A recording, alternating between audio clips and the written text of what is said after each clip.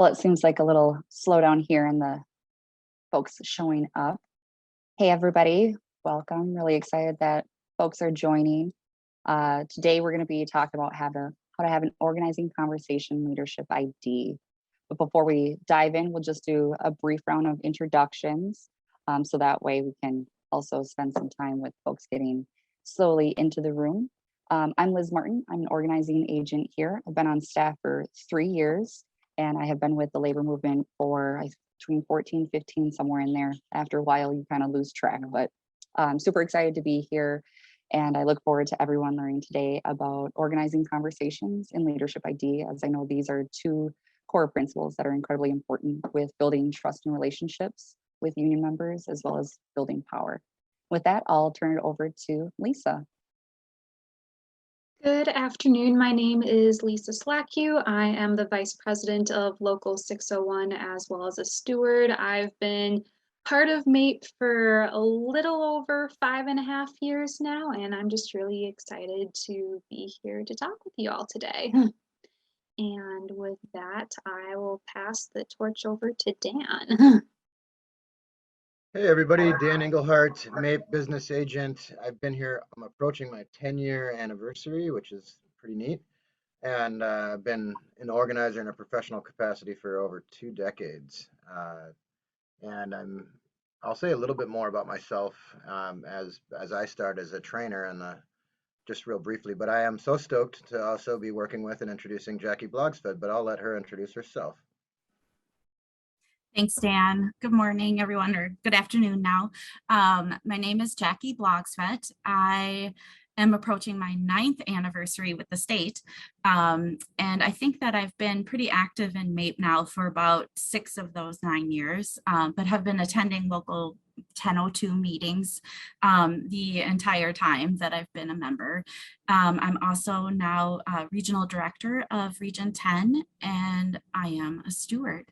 And I'm really excited to be here with you all today and to see some familiar faces and get to share some of the cool work we've been doing in Region 10 with our cat.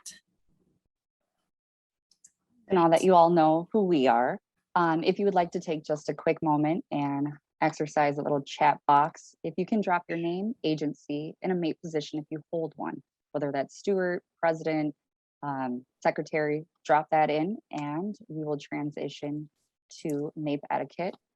It's always a good place to have standards since we're in this virtual world. So please keep yourself muted. This is for the purpose of those presenting as well as those that are wanting to learn. If you unfortunately are unmuted and there's a little distraction in the background, one of us that are presenting will go by and unmute just to make sure that we're good. Turn on your video, as of all of you know that sometimes it can be hard where it's just a bunch of black boxes. So we'd like to see some faces. Again, if you're comfortable, please do so. And then engage in the chat during interactive portions. The first portion will be a little bit more of a lecture. The second portion, we will take some time asking some questions, having some feedback. Again, take yourself off chat, take yourself off mute, answer. And the last one, digital platforms, they can make us feel disengaged, but we really want to hear and see all of you. All right, Dan, I will turn it over to you and Jackie to kick us off with how to have an organizing conversation. Great, thanks. Thanks for leading us on those standards, Liz. So a little bit more about me. Prior to my time at MAPE, which I've been here for 10 years, is I cut my proverbial teeth as a union organizer, organizing nursing home workers in New Jersey, actually. And when nursing home workers that don't have a union look to form a union for the very first time, you can expect the boss to fight very, very hard and do some extremely sophisticated and intense, union busting campaigns. And they do the exact opposite of what an organizer does, is they try to find their leaders and that sort of thing. And you have to have this level of detail in the conversation that we're going to go through today. You have to be following this or you just will not win in the face of an intense boss campaign. And then there's also internal organizing where you know that management is trying to just come and get you and bust your union and take away things that you have, and you're probably going to have to strike to fight that off. You have to follow these sort of conversations too to get through something like that. Otherwise, you're not going to be successful. You're going to have a hard time. So as you think about this in the context of MAPE and the MAPE day to day, it might be, oh, this doesn't, how does this apply to me? Just want to say that out front, that it's really important to have this boilerplate base core union conversation knowledge. And what we've trained on a lot is a general one-to-one, and this is more structured, and you can see the pieces here, and we're going to go through those in great detail. So that's what we're going to train. In an hour's time, we don't have enough time to role play, but we'll talk about how you can go out and practice in real time, because adults learn by doing. I'm excited because I did find something from my past, which I watched the blur, but it says union warranty coupon. So that's coming up on when we talk about inoculation. That's a real life story that I experienced in a nursing home campaign where the union buster got to a leader, and that's why, and it'll help accentuate why inoculation is so important. So this is different than a one-to-one. It's different than a member drive conversation. There's more structure to it. And throughout your time as a union leader, whether it's MAPE or anywhere else, you might reflect on something that, that I want that conversation to go differently. I wasn't able to, that didn't really feel like a real commitment. I want people to turn out to the rally this past July, and I wasn't happy with the number of people that turned out. And I thought about 5 more people were going to turn out that I thought they said yes, but why didn't they show up? Parts that you might be able to revisit parts of this conversation that we're training on today and go back and say, oh, if I would have done a little bit more of that, or I missed this part. It'll really help you as you go forward. And the best larger meetings are kind of just a bigger agenda of this. So I'm excited to train on this. I think we've needed to get here for some time, and we're here today. So I'm stoked to go forward. And the next, so first of all, we're doing introductions. So these are intentional meetings. Now, you're saying, I want to meet with you. I want to meet with you for 30 to 45 minutes, and I want to have a conversation about the union with you. So you're being very upfront, and but that's it. You're not getting too much more descriptive about, you're going to talk with them about the union. You also want to get to know them like you would in a one-to-one. You want to get to know them and that sort of thing. You want to be relational, of course, but you want to be clear that you're going to be specifically talking about the union. So just be clear up front, and these are intentional meetings that you carve out 30 to 45 minutes for. And I just want to say at the outset too, you're saying, well, how much time does this take? This is intentional up front. If you want to carve out 4 hours or 8 hours of a day, we can talk about that and the possibility of getting out. If you structure your time, we can work on lost time where you get your hourly rate, and you can take vacation or comp or some other way of working through your time to do this and be intentional about it. But it is intentional, and you introduce yourself and be warm, and then go right into the next thing, which is getting the story. Thanks, Dan. I also wanted to say that one of my little secrets with an introduction is I like to pay kind of a compliment to the person that I'm inviting to a meeting. Like, like if I'm inviting them to an organizing conversation where I'm going to ask them to show up in person, I'll say something like, I've noticed, that you've been really involved in local meetings, or that you've spoken up around such and such topic. And I want to talk to you about that. And I want to talk to you about how you can kind of show up and be part of the rally. And, we're going to be talking about that topic. And I think you'll be excited to hear such and such. But that's just one thing I kind of do in my invitations to a meeting.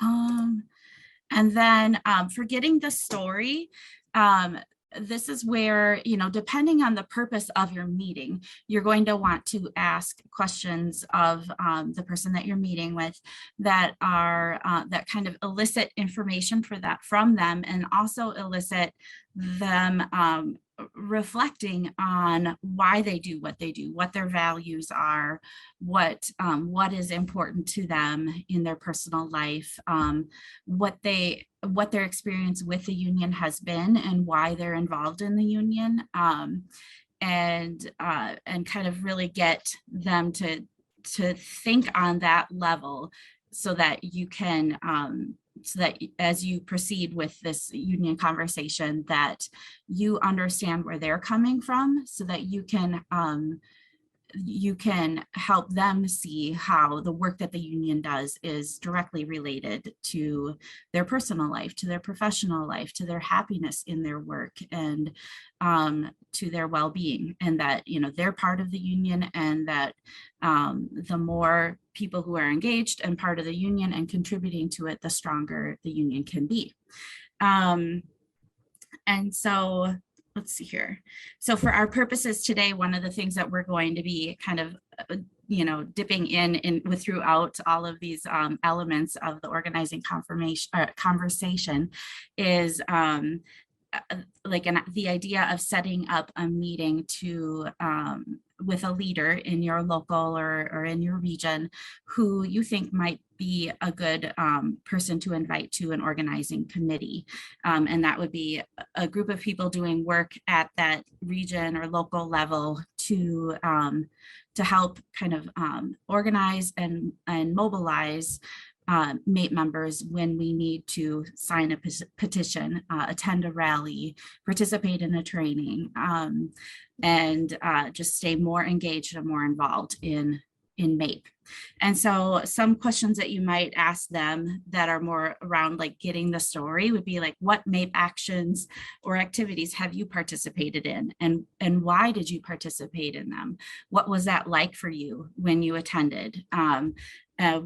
Did you bring anyone with you? Who got you to attend? How did you hear about it? Are you comfortable participating in that kind of public setting, or signing a petition, and why or why not? Are you comfortable, or how comfortable do you think your colleagues are in participating? Have you seen them at rallies?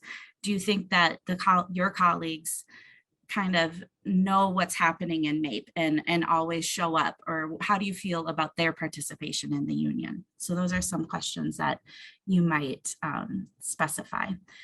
And will these slides be available after the training today? I see a question in the chat box. Liz is nodding her head. Yes, they will be. Dan, would you add anything to that to get the story? No, I think that you covered it real well, Jackie. Thank you. All right, and then I'm going to cover this slide as well. So another element to the organizing conversation is to make sure that you're asking open-ended questions. And you know, we're all professionals here on this training today, and so I'm just wondering if you have experience with understanding what open-ended and closed-ended questions are. So if you wouldn't mind typing into the chat box, can you give me some examples of like beginning phrases for closed-ended questions? And just wondering if you can type some of those in and see if we can kind of get a consensus from those attending. What are closed-ended questions? Do you like puppies? Thanks, Dan. Yes. And how about Dan, what would be an open-ended way how could you change that question and make it an open-ended question? So the reason go ahead. Oh, sorry. I should have put it in the chat. How do puppies make you feel? Yes. Yes. How do puppies make you feel? And so the closed-ended question is a yes or no answer. Do you like? Yes or no. Are you a member? Yes or no, right? Why are you a member of MAPE is an open-ended question. So you can also practice with open-ended questions in the chat if you like, but let's see here. I do have some examples. The best kind of open-ended question starters are what, how, and why. How does that make you feel? What do you think the union could do to make work better for you? So what, how, and why are good examples of ways to start an open-ended question. And why would you want to ask an open-ended question? Does anyone want to unmute and tell me why would we want to ask open-ended questions when we're in an interview situation or an organizing conversation? To get them talking. Thank you, Gretchen. To engage. Yes, to get them talking, to get them thinking and talking, and to get them invested and engaged in the conversation you're having, and to get to that 80-20 rule. opinion and freedom of scope. Yeah, to get to know them, to understand where they're coming from. We're going to need to hear more from them than they're hearing from us. So hearing that, what do you think this 80-20 rule might be? Or has anyone ever heard of the 80-20 rule?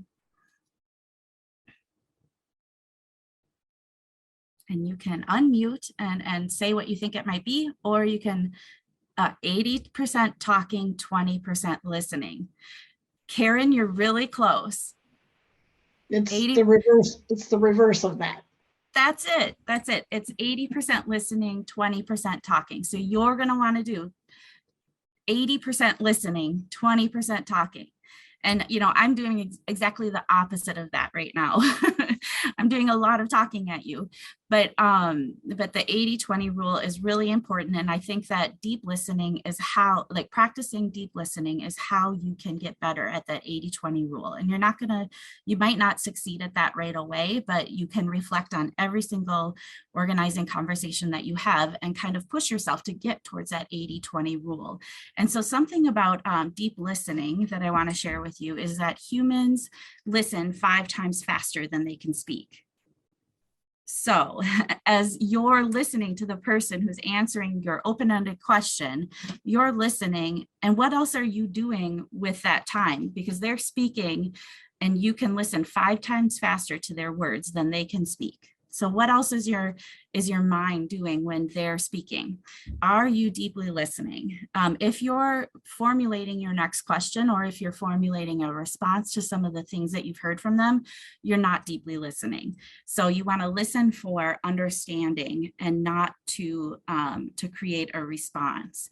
And so some tips for how to do that are to listen to their words and listen for the facts. Try to, like, if they mention the names of their children and their partner, or their aunt or their mother, you know, that they're taking care of, try to remember those people's names. Try to remember the details that they've shared with you. And then listen for their emotions and their values. You know, if they're talking about caretaking for their aunt, then they have a strong connection to their family and a strong connection to caring for those who cared for them. Watch their body language. And then another tip that I try to practice all the time, and I know is super hard for me and probably super hard for a lot of you, is to be comfortable with silence. So they might stop talking and you were in that deep listening and you didn't prepare your next question. And you can just say to them, wow, what you shared with me was so powerful. And you could reflect back what you heard from them a little bit, and then just take a couple deep breaths, and they might even appreciate that silence. And then think of where you're going to go next with the conversation.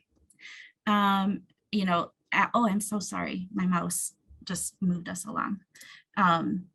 Here we go. So ask sincere questions. I feel like if you're really doing that deep listening, you're naturally going to ask those sincere questions.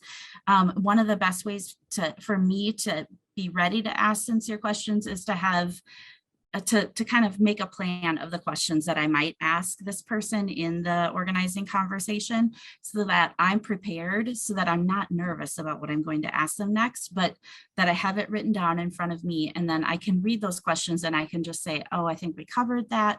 We haven't covered that yet. I'm going to connect it to something that they just said and add that question in.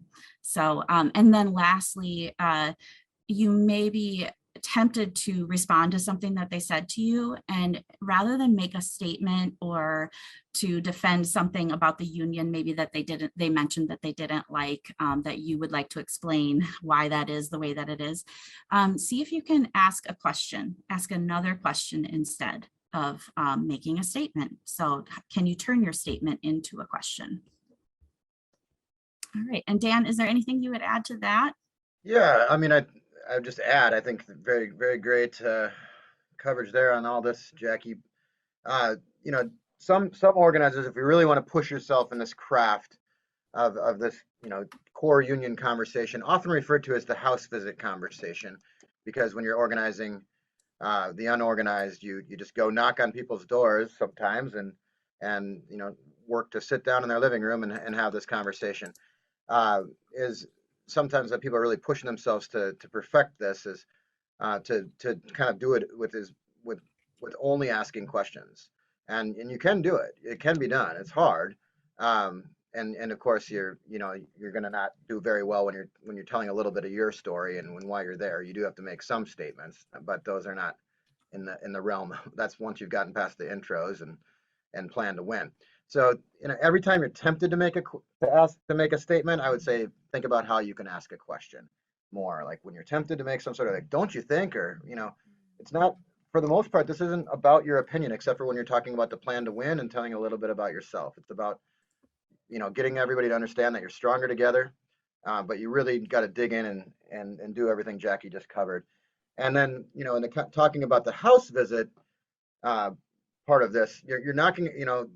I've found myself and others that have done this work. You're knocking on someone's door and they might want to just slam the door in your face, but it's almost like some sort of like super like magic to just say, they could be really agitated, but if you say, how long have you been working for XYZ nursing home? They'll be like, it's just like they're neutralized. And they'll say, 5 years. Oh, and then you can start, why did you start working there in the first place? It really works and it's really important. And Jackie nailed so much of that. So as you're getting their story, in order to move them to action, you really have to have, you really do have to agitate. However uncomfortable you might think this will make you feel, agitating is important for moving people to action. Having anger or issues people want to change and knowing what those are and getting them to realize that they do want to change it. They might not be thinking that they're mad about it at that moment, but it's something that in order to change it, they're going to have to figure that out. Anger is a very powerful human emotion, one of the top primary emotions, and we do have to harness that in order to get change. But it's a cold anger. If we have people that are just too hot, that can be pretty hard to deal with too. So these are some great examples of questions, and really everything Jackie said. You use those principles here. Like, how does that make you feel? Have you ever tried to do anything about it? And here is like, well, then what happened? And a lot of the points as we're moving through this conversation is really digging in there. It's going to be important. What do you think it'll take to change that? And if they're if they're despondent, oh, nothing's, no, nothing ever. That's where so we have anger, we need to have hope, and we need to have a plan, and that's where other parts of this conversation will get you through there. But spend time on the agitation. However, it's not comfortable for most human beings, and Minnesotans have a very special aversion to this, but it's important, and don't skip this part. Just want to encourage you. This whole thing is about moving out. Being a union leader is going to bring you out of your comfort zone, and spend the time well outside of your comfort zone here in the agitation piece. And these are just good examples of questions you might ask. But again, they're open-ended, but they're agitational questions.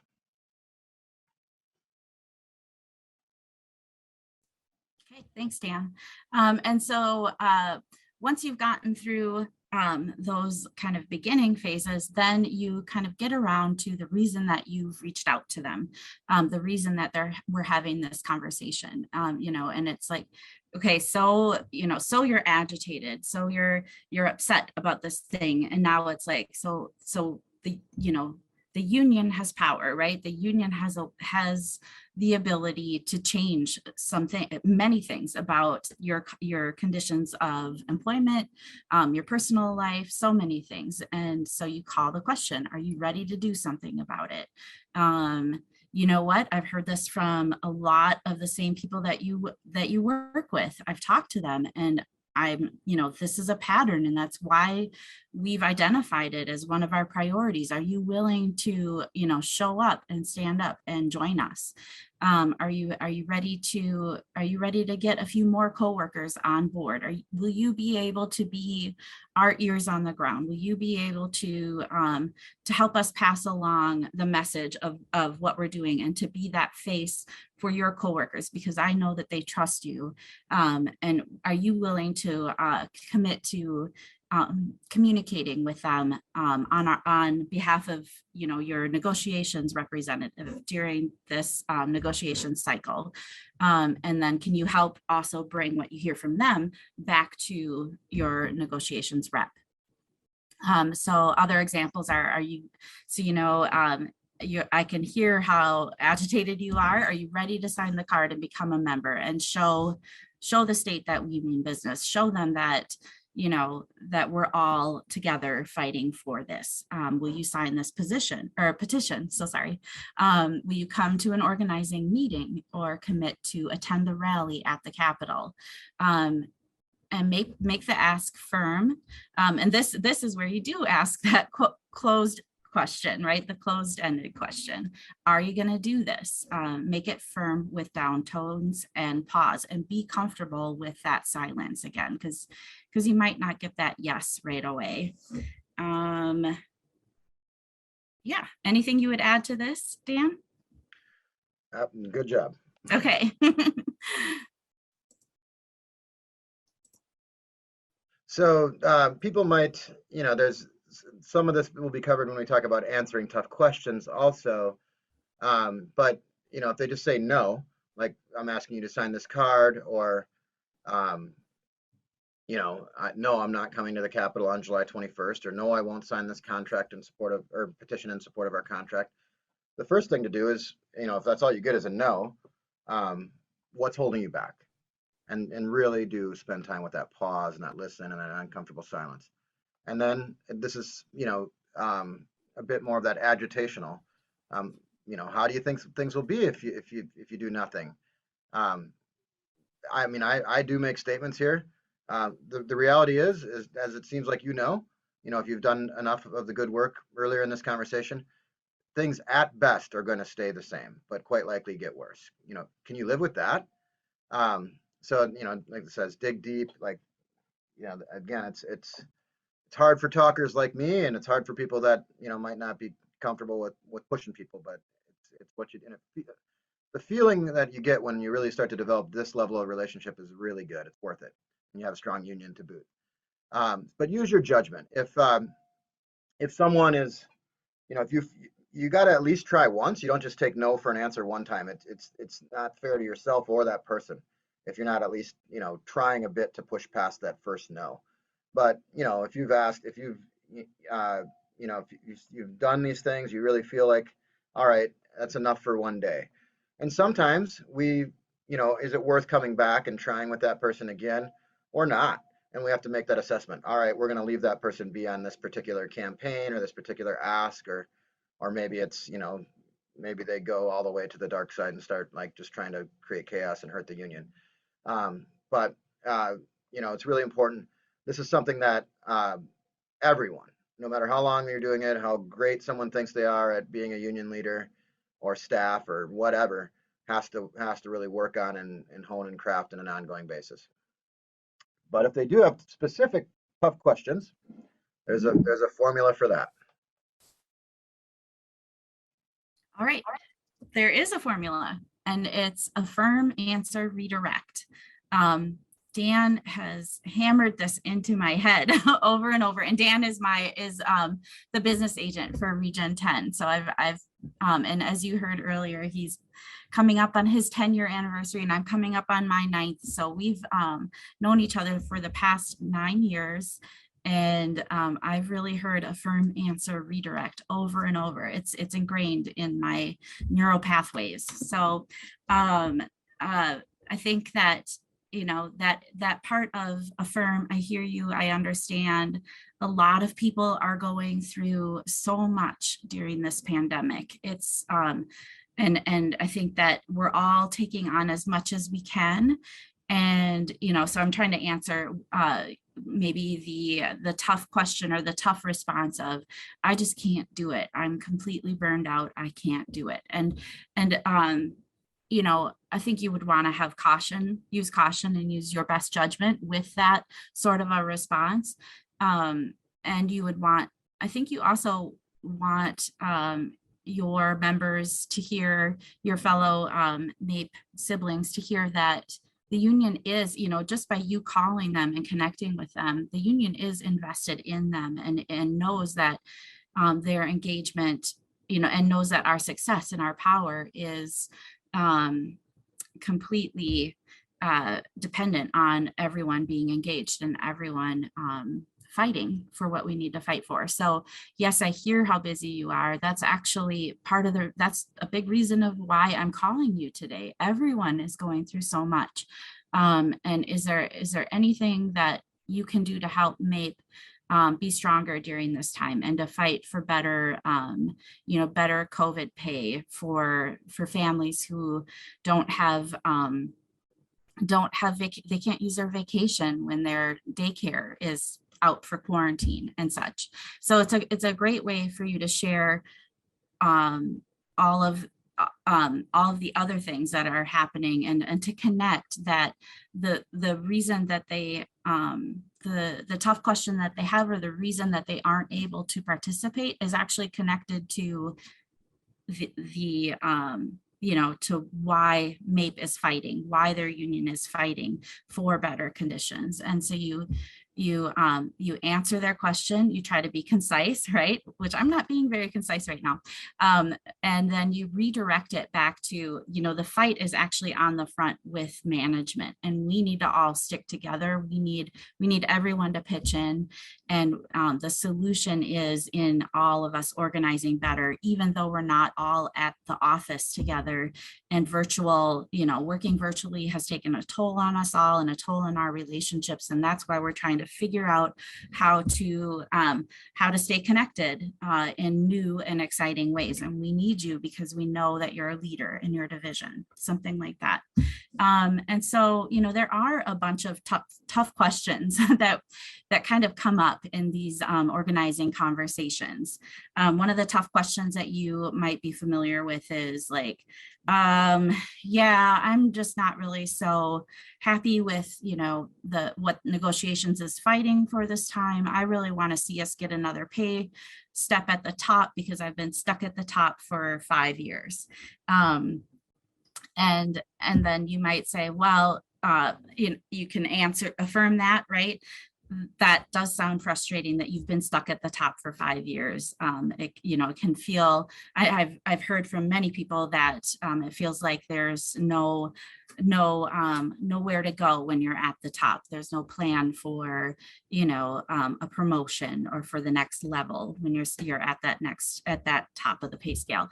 And then, say that's something that the union has been working on. That's something that, we're trying to resolve through this, and this, whatever the answer is there. And then you redirect it back to, how do you think that it is that we're going to get movement on that, to get that to be, to get the state to increase, to add steps at the top, or whatever it is, how do you take it back to the union, back to the power that we build through solidarity, and answer their tough question. Another tough question is, I don't want to go on strike.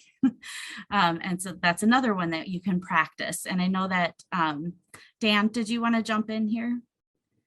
I think we will just, put out like an FAQ, because there's several tough questions, but some of them will get covered in inoculation. But I think that it's one thing I will just say is sometimes people get worried that they're not going to have all the answers. Anyone who thinks they have all the answers, stay away from them. They're dangerous. No one has all the answers. It's more important to go forward and try and have the conversation and work through it than to be held back because you might not have all the answers. The things that you need to make sure you don't do is we don't make promises or guarantees, and I'll be talking about that shortly. In the realm of inoculation, but do say, what, I'll get back to you. And all of us here in this training, and you have so many resources to help formulate the answer. And we will be sending things as resources to attendees and registrants of this for like an FAQ and ways to answer these questions. But so it's okay to say I don't know, and come back to that redirect. Jackie called it the solution naturally, probably because of our organic relationship, but there is something in these trainings called the union solution, and the union solution is defining the union. Are we better off together, or alone. It's that simple, you know, and coming back to that redirect. So this is what we need to do. And we'll work on that one specific thing. So that's what I have to say to that. Um, yeah, Bruce is ready to go on strike. See that? Um, and you know, how do we get everybody there, Bruce? That's you got to have lots of these conversations. So inoculation, hot topic these days. I won't try to be cute about that, but let's just acknowledge the times we live in. I'll start with a real, a very personal story and a personal example. Hope I gotta move this to be able to see if you can see my screen. Well, let's see. Here we go.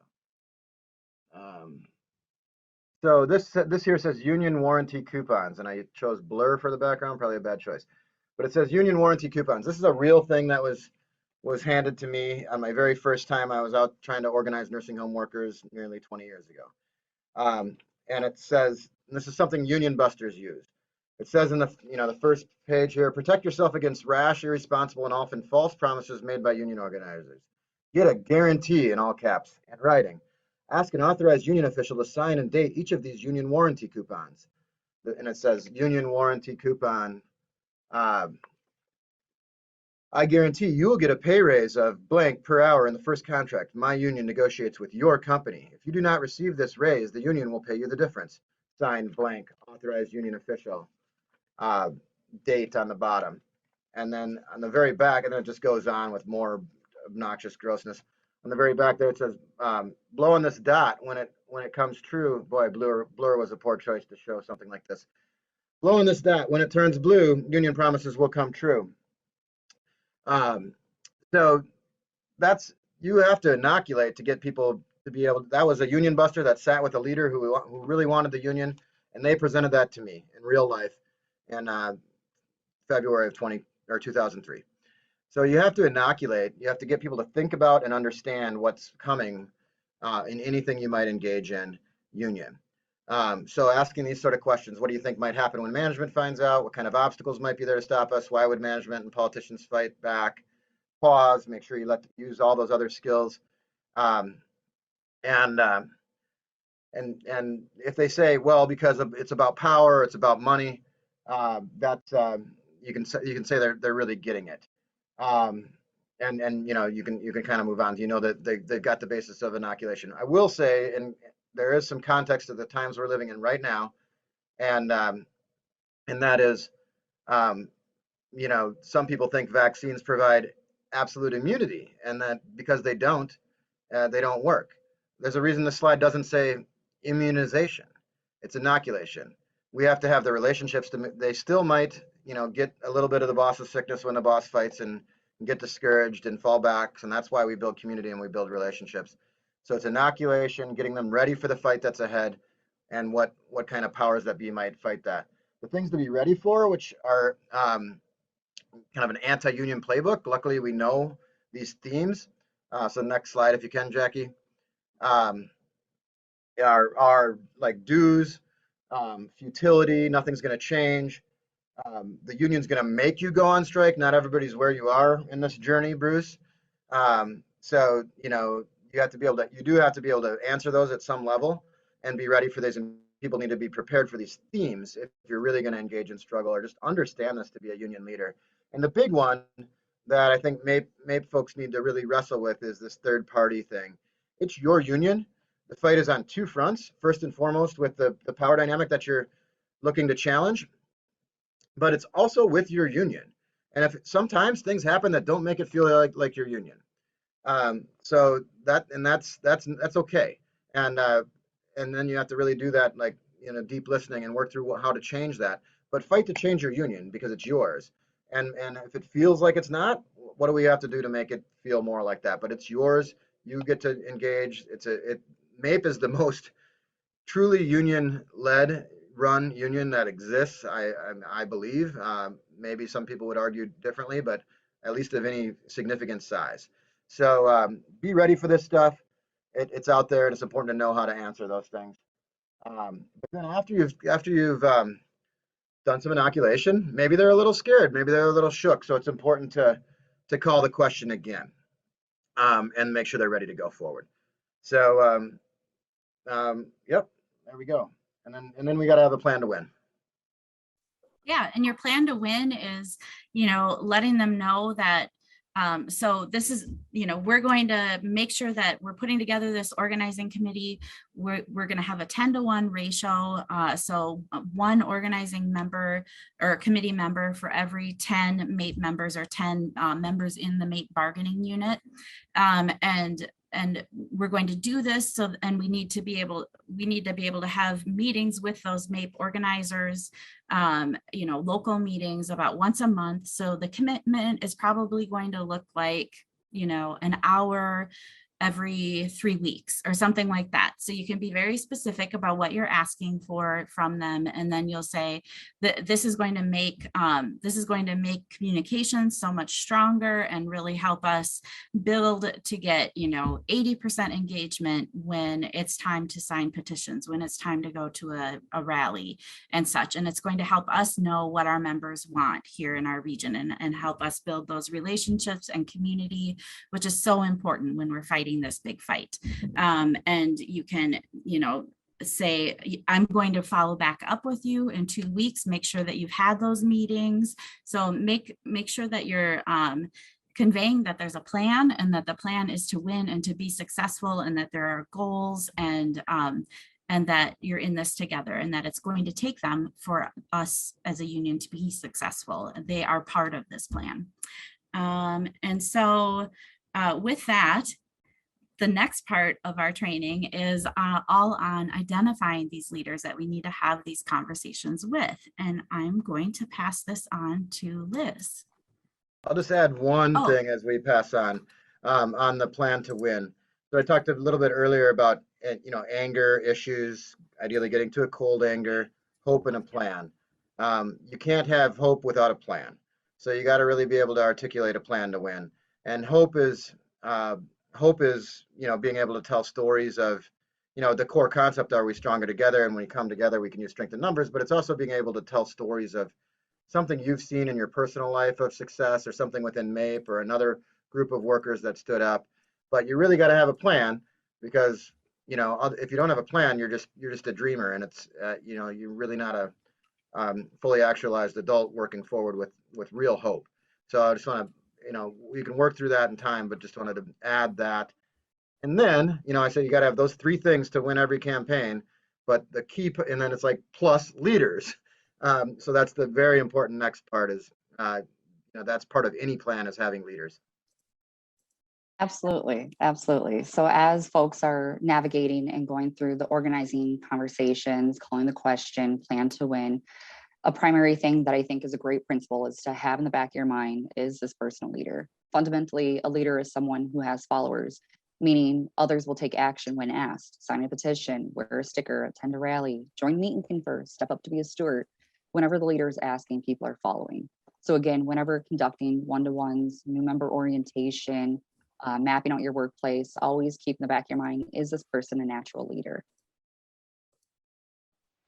All right. Here is where we get to play into a little bit of false truths when it comes to leadership. So I'd like people to either unmute themselves or type up an answer in the chat if you're an introvert like yours truly here. When it comes to thinking about leaders, what are some traits that people think make a leader that actually don't make a leader?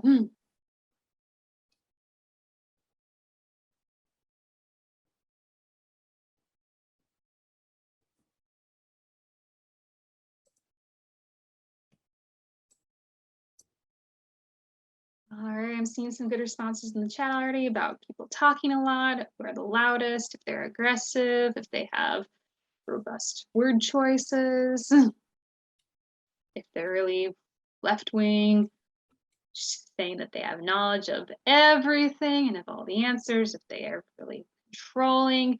These are all awesome answers to work with. So Jackie, I'll let you help show off some of our other answers that we have here, because a lot of people are right on target with these. You know, if they're the loudest person in the room, if they speak up the most, person with the most money or education, or those who are the most interested in politics. And Jackie, I'll let you kick off to the next slide. All right, so now that we know a little bit more about the traits that actually don't show that they're a leader, let's focus on ones that do. So leaders, as Liz previously mentioned, they have a following. They know other people in their union, such as those either in their agency or outside of it. And they are able to identify other people who can be engaged in campaigns and welcome new people pretty easily. They also deliver. So if a leader promises to do something, they follow through on it. They're accountable. Others in the union care about what the union or what their leaders are saying or doing on their behalf, and leaders check in with those that they represent. They also listen, so they have their ear to the ground and just take the time to ask those questions of their followers to find out what they're thinking, how they're feeling things are going right now. Again, as Jackie mentioned earlier, the 80-20 rule applies. Leaders also motivate others. They bring out the best in other people. They get respect and they give respect. So other people listen to leaders and view them as people that they can trust. And of course, they rise to the occasion. So in a crisis like what we have going on with COVID right now, other people are depending on leaders to actually respond if they have questions, concerns, etc. Absolutely. Now that we have those leaders, some of the things that we can do to help not just them develop, but ourselves is agree on a goal. So that means coming up with an agreement with what that power looks like. What does it mean to you, your meet and confer team, your local, making sure that the power is coming from the membership and it's membership driven. Holding one another accountable. Again, this is kind of the theme throughout here is if you're going to say you're going to do it, you follow through with it. That way that leader knows that they can count on you and you can count on them and you can expect that both of you are getting the work done. Teaming up. This is one of my by far favorite ones. I see a lot of different spaces, particularly in meet and confer groups. When welcoming new folks in, whether it's a new member to the meet and confer group or someone transferring, it's always nice to see people where they may be lacking a particular skill, they can gain from another person. So that way they're working together, problem solving and learning from one another. Forming trusting relationships is, I honestly feel like this is the core root of everything we do, is building those trusting relationships and giving that extra weight. When your leader's calling, you're picking up, you're engaging with them, you're there for them. You have their back and they have yours. Educating others. I am a firm believer that knowledge is power, and the more knowledge we have and we pass on to others, we empower them to do better. Ultimately, passing along resources, trusted resources. We have a ton of amazing members here that have so much information, whether it's inside the union or out, but different ways that we can cultivate and make it happen to even grow stronger and better, not just on an individual basis, but as a full union. And with that, I'll turn over to Lisa to share a little bit about growth. All right, Liz, thanks for that. So as I mentioned earlier in my introduction, I've been part of MAPE and part of working Minnesota State Service for about 5.5 years now. When I had that first opportunity to sign up for the union, I took it, attended local meetings on a monthly basis. This was in the time of pre-COVID, so pizza was a nice little incentive to come along. Started to learn more about the union life, started to learn more about things that were impacting DDS directly and finding out that, my agency has a lot of room for improvement. So the next thing I know, I'm attending a meeting with the commissioner of DEED, Shantara Hardy at the time. And I'm the youngest person in the room and the one with the least amount of experience, but already having some relatable knowledge that I've been gleaning from both my own experience and those who have come before me. And then from there, we get to the point where DDS is looking for a new director, and our 601 put out the call of like, hey, we're looking for people to help interview the next director. And I ended up turning out to be the alternate for that position. I never had to actually do any interviews of our current director or any of the other candidates. But if Melissa Green couldn't be there, I was the one who was on backup duty for that. From there, things kind of grew out of that. When DDS started having its own meet and confer, I decided to join right up with it. When we started to having to have people work from home, I was one of the few people still working in the office and one of the few people still interacting with some of the newer people to actually introduce them to MAPE. What do we do? What do we stand for? Letting you know that, hey, you have a union that genuinely cares about you, and we want to welcome you here to our office, until eventually more people started getting kicked off to work from home, of course. And then through these actions, started being invited to more of those actual leadership meetings, where I'm thinking to myself, I'm a little bit out of place here. I do not have the wisdom acquired of most of the people in the room here. I'm fairly young at this point.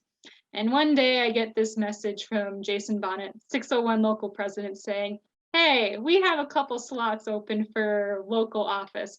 How would you like to consider either becoming the membership secretary or the vice president? And I'm thinking to myself, sir, I'm an introvert.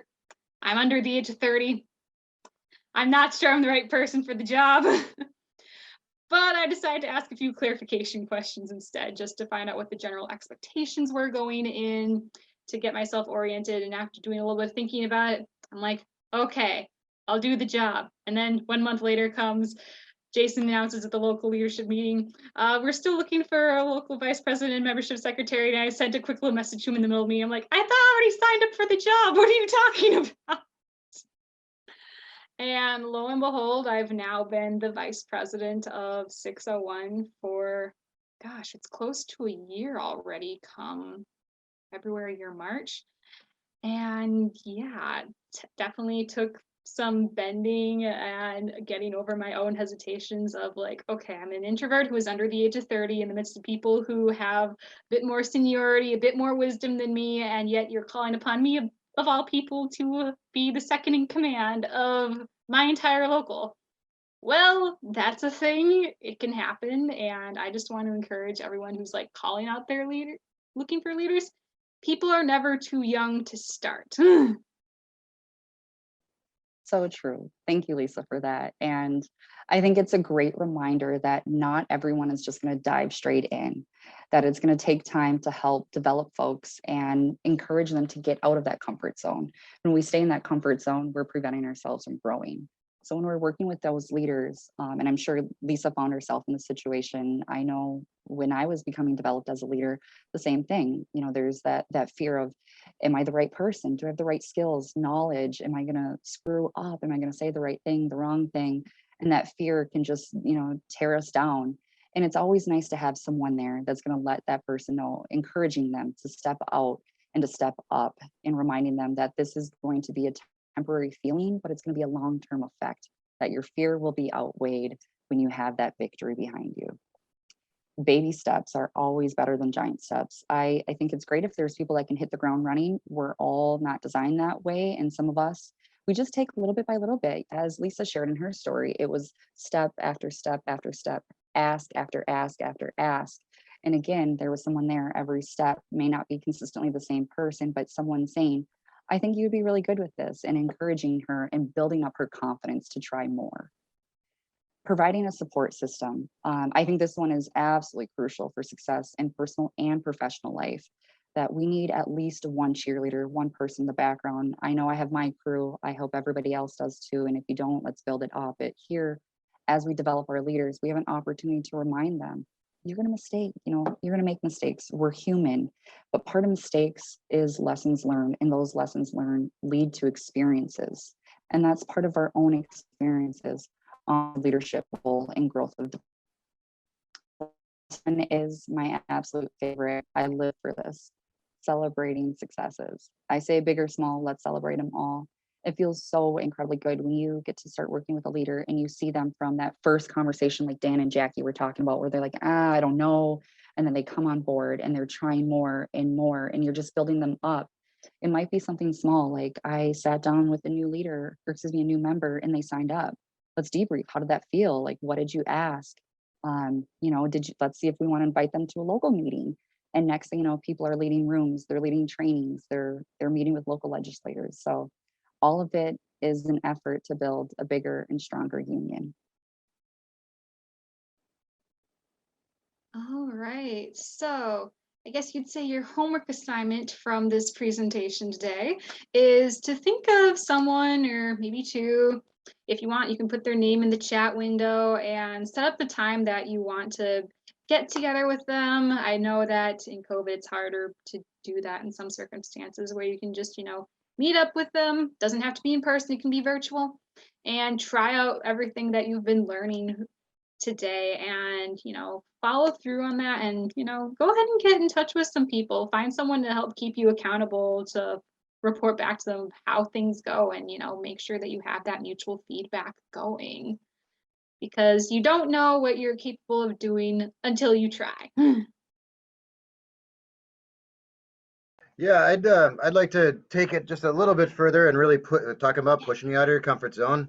You can put a name of someone. Yeah, we're recording it and it'll be available for sure. And we're gonna to put someone that you can think of that you think is a leader that you'd like to go talk to or that you will go talk to and practice this conversation.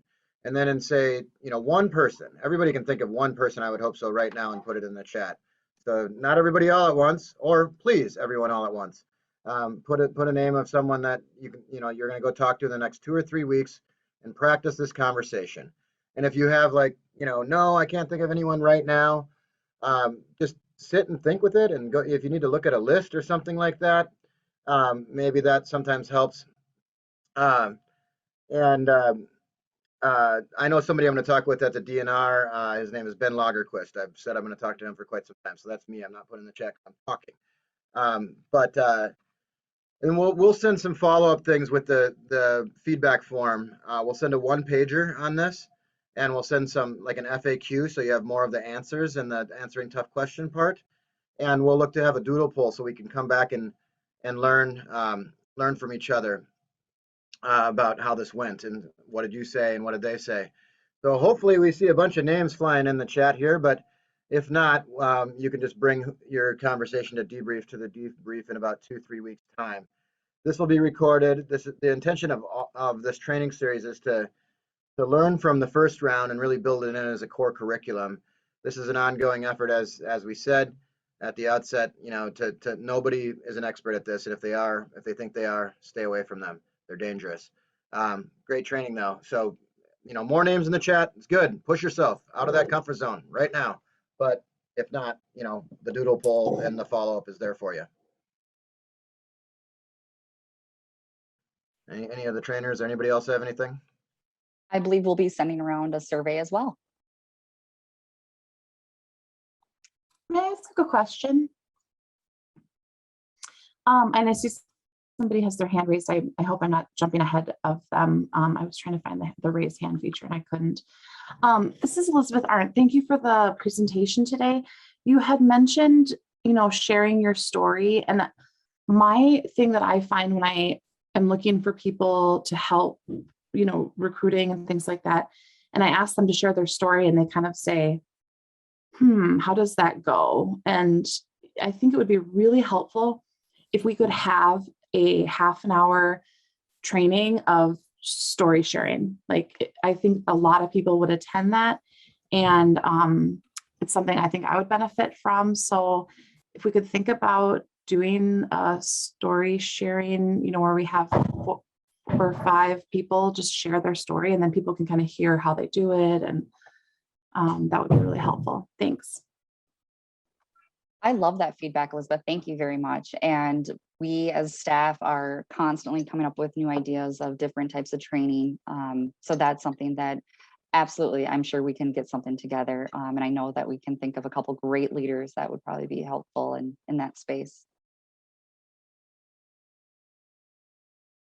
Well, we want to respect everyone's time. Thank you, everyone, for taking the time out of your busy day and all the hard work that you do to attend, to work towards building a stronger union through organized conversations and bringing on new leaders. We hope everyone stays safe and look for that email regarding debrief and feedback.